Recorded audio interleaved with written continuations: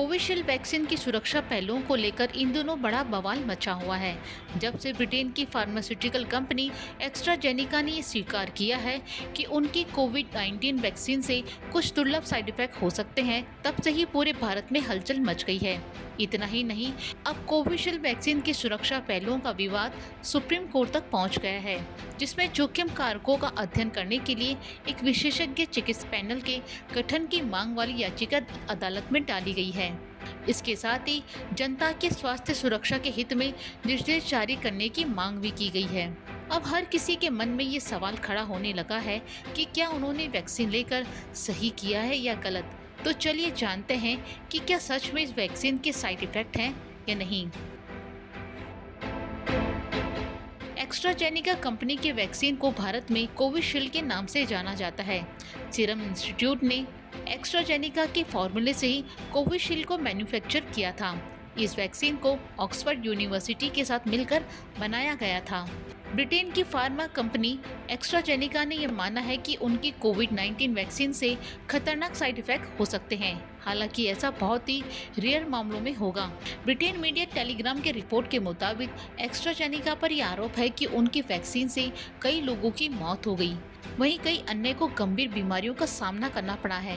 Company के खिलाफ high court में 51 केस चल रहे हैं। पीड़ितों ने एस्ट्राजेनेका से करीब 1000 करोड़ का हर्जाना मांगा है। वहीं ब्रिटेन हाई कोर्ट में जमा किए गए दस्तावेज में कंपनी ने माना कि उनकी कोरोना वैक्सीन से कुछ मामलों में थ्रोम्बोसिस थ्रोम्बोसाइटोपेनिया सिंड्रोम यानी TTS हो सकता है। इस बीमारी से शरीर में खून के थक्के जम जाते हैं और प्लेट्स की संख्या गिर जाती है।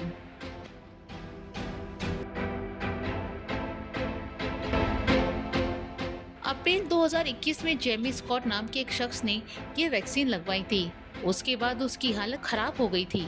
शरीर में खून के थक्के बनने का सीधा असर उसके दिमाग पर पड़ा।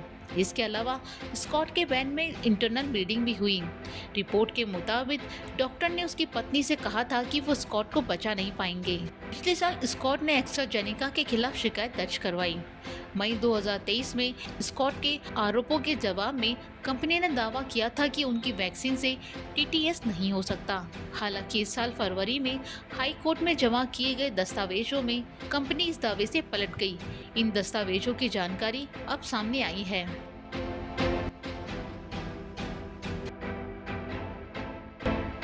वैक्सीन में किस चीज की वजह से ये बीमारी होती है, इसकी जानकारी फिलहाल कंपनी के पास नहीं है। इन दस्तावेजों के सामने आने के बाद स्कॉट के वकील ने कोर्ट में दावा किया है कि एस्ट्राजेनेका ऑक्सफोर्ड की वैक्सीन में खामियां हैं और इसके असर को लेकर गलत जानकारी दी गई है।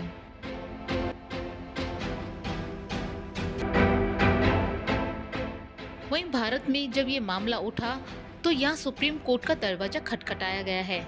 सुप्रीम कोर्ट के वकील विशाल तिवारी ने सुप्रीम कोर्ट में याचिका दायर कर जांच की मांग की है। याचिकाकर्ता ने अपील की है कि दिल्ली स्थित अखिल भारतीय आयुर्विज्ञान संस्थान यानी कि एम्स के विशेषज्ञ डॉक्टरों के पैनल से इस साइड इफेक्ट की जांच करवाने के निर्देश दिए जाएं। इसके साथ ये भी मांग की है कि सुप्रीम कोर्ट के रिटायर्ड जज विशेषज्ञ डॉक्टरों के पैनल की निगरानी करें।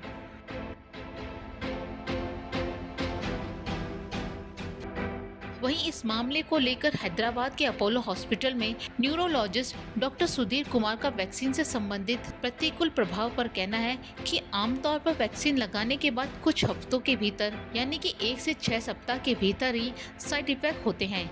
इसलिए भारत में जिन लोगों ने 2 साल पहले वैक्सीन ली थी, उन्हें चिंता करने की जरूरत नहीं है। वहीं यूके मीडिया ने लिखा है कि सुरक्षा चिंताओं के कारण एस्ट्राजेनेका ऑक्सफोर्ड वैक्सीन अब यूके में नहीं दी जाती है। जैसे जैसे कानूनी कार्रवाई सामने आ रही है, इससे प्रभावित व्यक्ति और उनके परिवार टीके से होने वाले साइड इफेक्ट के लिए उचित मुआवजे की मांग कर रहे हैं। यहाँ आपको बता दें, एस्ट्राजेनेका ने 2024 की पहली तिमाही में अपना राजस्व 10 बिलियन पाउंड से ज्यादा बताया है। कोविशील्ड वैक्सीन के प्रभाव को लेकर लगातार विवाद जारी है। अब एम्स के विशेषज्ञ डॉक्टर के पैनल के रिपोर्ट के बाद ही पता चलेगा कि आखिर इन विवादों में कितनी सच्चाई है और कितना भ्रम है।